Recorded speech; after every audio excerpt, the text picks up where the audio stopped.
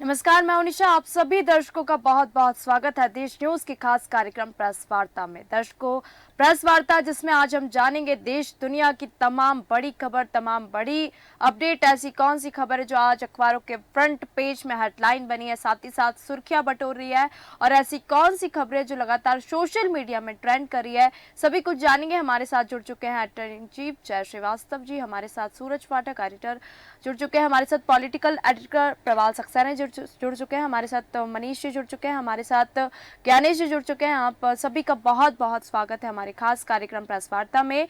तो हम सीधे चलेंगे एडिटर इन चीफ के पास और तमाम जो जानकारी है आज की जो फ्रंट पेज में मुख्यतः से छापी गई है हमारे दर्शकों के साथ साझा करें। आज सबसे जो बड़ी खबर है जी कि न्यूयॉर्क से है, संगीतकारों ने एआई से बचाने की गुहार लगाई है। जी इसका अर्थ ये है कि जो एआई दुनिया में एक प्रकार से जो है नया वर्जन जो आया है, इससे लोग अधिकतर जो देश है वो बड़े उत्साहित है कि एआई से बहुत काम बहुत आसान हो जाएगा। लेकिन जो 1960-70 के दशक के सुपरस्टार जी कई बार हमें नुकसान ये होगा कि जो संगीतकार है उनके जो रोजी रोटी है उस पर संकट आ जाएगा। बिल्कुल। और एआई जो है, जैसे मान के चलिए किसी बड़े आर्टिस्ट का जो आवाज है वो भी एआई उसको यूज कर सकता है, कि जैसे मान के चले जो इस दुनिया में नहीं रहे उनके आवाज भी जो है एआई के माध्यम से पब्लिक में इजी वे में सुनाया जा सकता है, यूज किया जा सकता है। इन एआई के जो निर्माता है और जो संगीत के लिए जो काम कर रहे हैं उनका ये सोचना है कि एआई से जो लोग यहाँ है नहीं, जो जिनके डेथ हो गए उनके भी आवाज जो पसंद करते हैं, जैसे उदाहरण स्वरूप मोहम्मद रफ़ी है, लता मंगेशकर है, जो लोग इनके आवाज सुनना चाहते हैं तो एआई क्रिएट करके इनके आवाज डाल के वो आसानी से जो है ओरिजिनल जैसे वो दिखाया जा सकता है।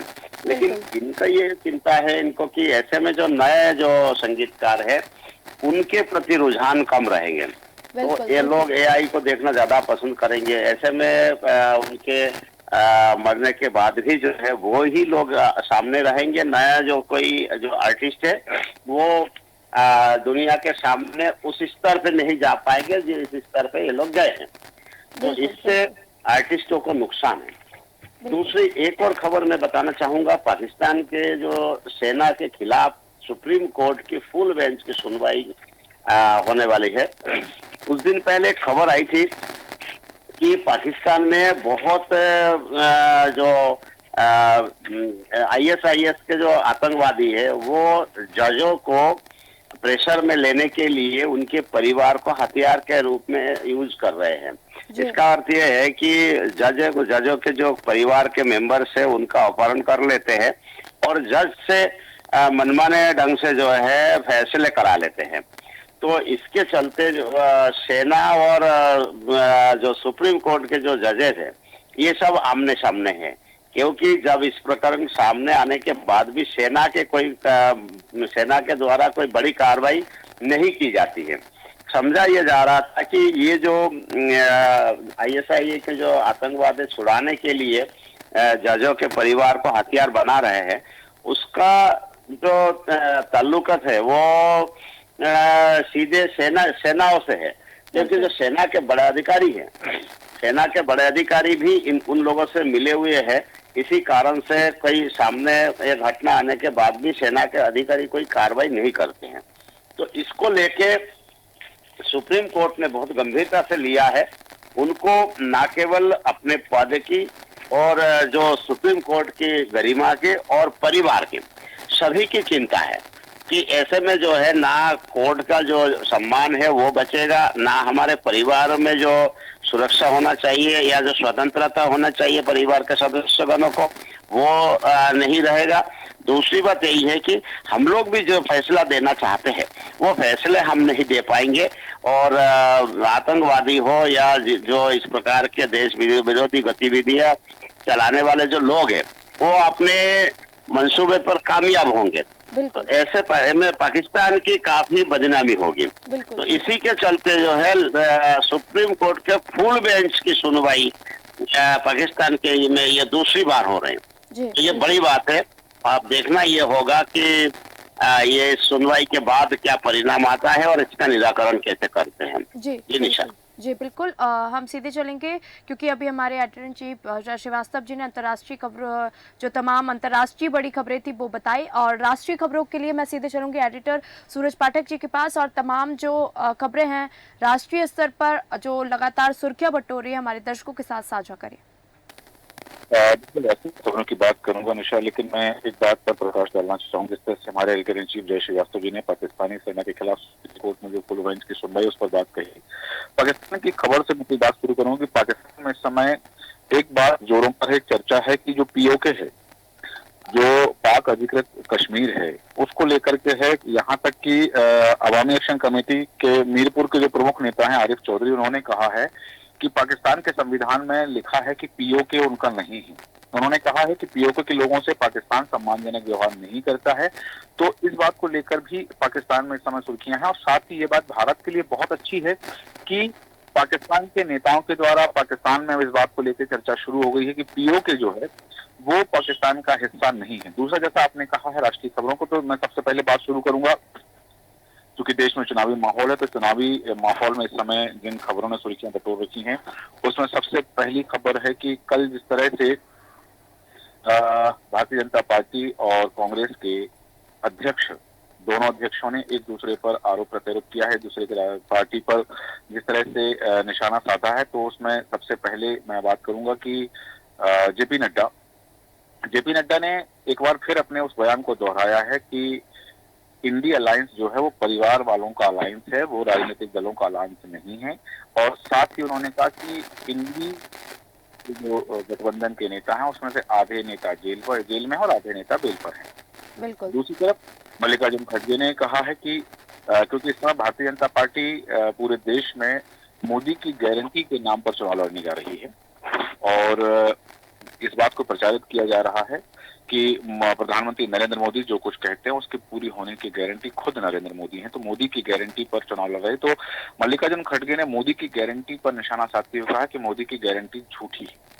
उन्होंने कहा है कि उस व्यक्ति की गारंटी पर क्या भरोसा किया जाए जिसने पहले गारंटी दी और उन गारंटी को पूरा नहीं किया है और वो दोबारा फिर एक बार फिर गारंटी दे रहे हैं, तो ऐसे में उस गारंटी पर कैसे भरोसा किया जा सकता है। हाँ, उन्होंने ये जरूर कहा है कि कांग्रेस जो कहती है वो जरूर करती है। एक और बड़ी खबर जो इस समय सुर्खियों में है कि डॉक्टर विजेंद्र सिंह जो रहे हैं, विजेंद्र सिंह ने कांग्रेस छोड़ दी है और उन्होंने भारतीय जनता पार्टी का दामन थाम लिया है। हालांकि 2019 में के चुनाव के समय ही उन्होंने राजनीति में कदम रखा था और कांग्रेस की टिकट से दक्षिण दिल्ली लोकसभा सीट पर चुनाव लड़ा था। हालांकि उन्होंने कहा कि जब उन्होंने भारतीय जनता पार्टी की सदस्यता ली तब उन्होंने कहा कि मेरी घर हो रही है और एक दिन पहले जब उन्होंने भारतीय जनता पार्टी की सदस्यता ली उसके एक दिन पहले राहुल गांधी के बेरोजगारी पर सवाल उठाने वाले वीडियो को अपने सोशल मीडिया पर शेयर किया था और उसको लेकर सवाल ये है जी। दूसरी बात बताना चाहूंगा कि जिस तरह से उद्धव ठाकरे गुट के साथ सीट शेयरिंग को लेकर के कांग्रेस की जो बयानबाजी चल रही थी, तो संजय निरुपम जो पूर्व सांसद रहे हैं कांग्रेस के, उन्होंने जिस तरह से पार्टी की गाइडलाइन के खिलाफ टिप्पणी की है, पार्टी की गाइडलाइन के खिलाफ बयानबाजी की है, उसके चलते उनको 6 साल के लिए कांग्रेस से किया गया है। बात और बताना चाहूंगा कि इस समय जैसे दल बदल का एक अभियान चल रहा है और पूरे देश में दूसरे दलों के नेता, चाहे कांग्रेस के हों या अन्य दलों के नेता, वो दल जो अलायंस का हिस्सा है उन दलों के नेता भारतीय जनता पार्टी की सदस्यता ले रहे हैं। तो उसमें विधायक भी हैं, सांसद भी हैं और अन्य वरिष्ठ नेता भी शामिल हैं। तो इस समय एक चीज देखी जा रही है कि पंजाब में देखा गया कि पंजाब में जिनको टिकट दिया गया भारतीय जनता पार्टी की ओर से, उनको पहले उन्होंने पार्टी की सदस्यता ली फिर टिकट दिया गया, तो राज्य सरकार सुरक्षा हटा दी तो केंद्र सरकार उनको सुरक्षा दे रही है। ऐसा ही मामला कलकत्ता में सामने आया है जहां तृणमूल कांग्रेस से भारतीय जनता पार्टी में पूर्व सांसद अर्जुन सिंह आए, तो उनको पास जो सुरक्षा थी वो वहां राज्य सरकार ने हटा दी, तो केंद्र सरकार ने उनको जेट सुरक्षा दी है और आपको बता दूं कि कलकत्ता के ही हाईकोर्ट के पूर्व जो है भारतीय जनता पार्टी उन्होंने ज्वाइन कर ली है। जो अजीत गंगोपाध्याय हैं उनको वाई ग्रेड की सुरक्षा दी है। इस तरह से केंद्र सरकार अब उन लोगों को एक्स वाई या जेड सुरक्षा प्रदान कर रही है जिन्हें पहले दूसरे दलों की राज्य सरकारों ने सुरक्षा दी और हटा दी, और अब वो आ गए हैं भारतीय जनता पार्टी में, तो केंद्र सरकार उनको अब सुरक्षा दे रही है। जी निशा। जी जी बिल्कुल। सीधे हम चलेंगे, पॉलिटिकल एडिटर प्रवाल जी हमारे साथ जुड़े हैं और मध्य प्रदेश से जुड़ी तमाम चुनावी माहौल की, मध्य प्रदेश में इस समय कैसा चुनावी माहौल चल रहा है, कांग्रेस बीजेपी में क्या चल रहा है, लगातार क्या सुर्खियों में बना हुआ है, हमारे दर्शकों के साथ साझा करें।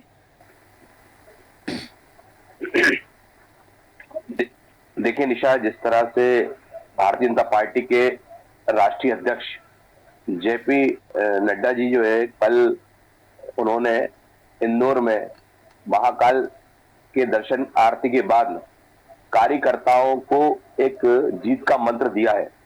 सबसे बड़ी बात यह कि इंदौर में भाजपा अध्यक्ष ने कार्यकर्ताओं के साथ लगभग 2 घंटे जो बैठक की, उसमें उन्होंने स्पष्ट कहा कि अति आत्मविश्वास में ना रहे, अर्थात कार्यकर्ता जो है वो इस तरह से काम करे, क्योंकि एक अदृश्य है, इस समय कोई विपक्ष दिख नहीं रहा है, पर एक अदृश्य शक्ति से उनको लड़ना है, इसलिए पूरी ताकत से जुट जाए। उन्होंने कहा कि जीत की रणनीति को अपनाए, और उन्होंने ये भी कहा कि अति आत्मविश्वास अगर रहेगा तो कहीं ना कहीं मोदी का करिश्माई व्यक्तित्व तो है ही, प्रचंड लहर भी है, लेकिन विपक्ष गायब है, यानी अदृश्य है। जनता हर मुद्दे पर हमारे साथ है, इसलिए बहुत बड़ी जीत तय है।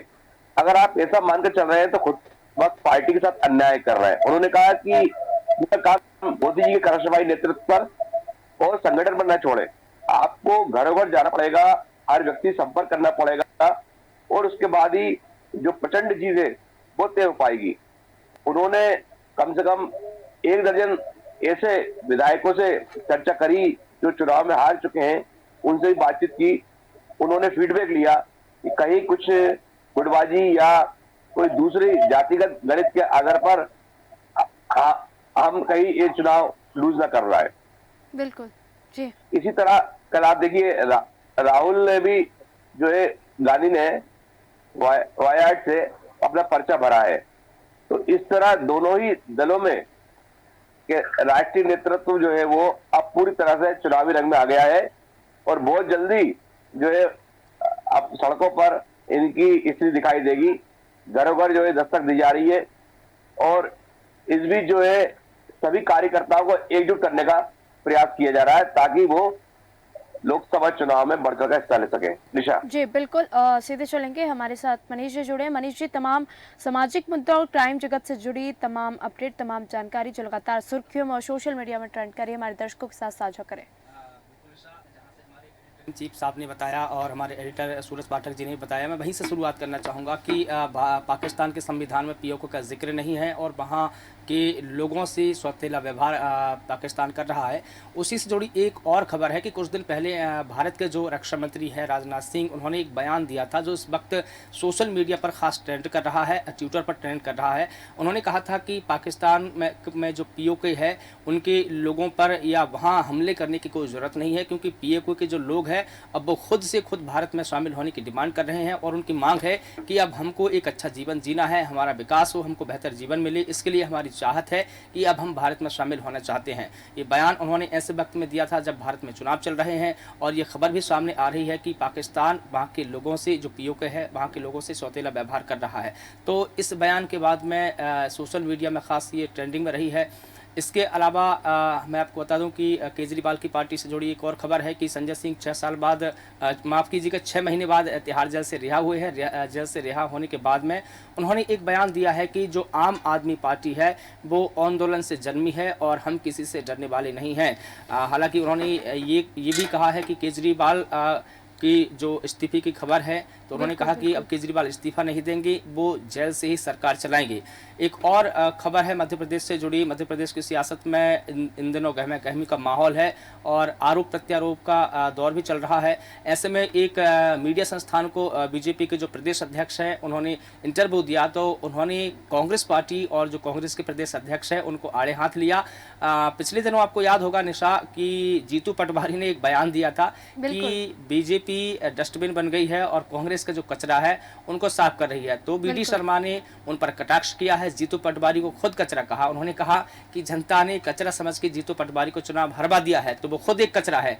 वो लगातार कार्यकर्ताओं का अपमान कर रहे हैं। उन्होंने महापौर का अपमान किया, छिंदवाड़ा महापौर का अपमान किया, और शायद यही वजह है कि एक के बाद एक कांग्रेस के कई कार्यकर्ता नेता बीजेपी में शामिल हो रहे हैं। सुबह सुबह एक और खबर सामने आई है कि जो कांग्रेस के राष्ट्रीय प्रवक्ता है गौरव वल्लभ, उन्होंने पार्टी से इस्तीफा दे दिया है। गौरव वल्लभ जो है कांग्रेस पार्टी के राष्ट्रीय प्रवक्ता रहे हैं। लंबे समय से कांग्रेस पार्टी का पक्ष टेलीविजनों में और कई प्लेटफॉर्म पर रखते आ रहे हैं, लेकिन अब उन्होंने जब इस्तीफा दिया तो कांग्रेस पार्टी पर एक आरोप लगाया। उन्होंने कहा कि कांग्रेस पार्टी है अब अपनी राह से भटक चुकी है, वो अपने मूल उद्देश्यों से भटक चुकी है। जो मूल उद्देश्य कांग्रेस पार्टी का था अब वो बेपटरी हो चुकी है। तो कहीं ना कहीं देखा जाए कि लोकसभा चुनाव के चलते कांग्रेस कार्यकर्ताओं का, नेताओं का, प्रवक्ताओं का कांग्रेस पार्टी छोड़ने का जो दौर है, सिलसिला लगातार थम नहीं रहा है। एक के बाद एक कई नेताओं ने पार्टी छोड़ दी है। और कल एक और खबर है जो दिन भर सुर्खियों में रही, वो राहुल गांधी ने कल वायनाड से अपना पर्चा दाखिल किया। तो उससे पहले उन्होंने एक रोड शो किया। उसके बाद एक और खबर चली कि वहाँ राहुल गांधी के रोड शो होने के बाद में स्मृति ईरानी अब वहाँ की चुनावी कमान संभालेगी, और वो भी राहुल गांधी की जो वायनाड सीट है वहाँ पर एक जनसभा को संबोधित करेंगी और वहाँ पर रैली करेंगी।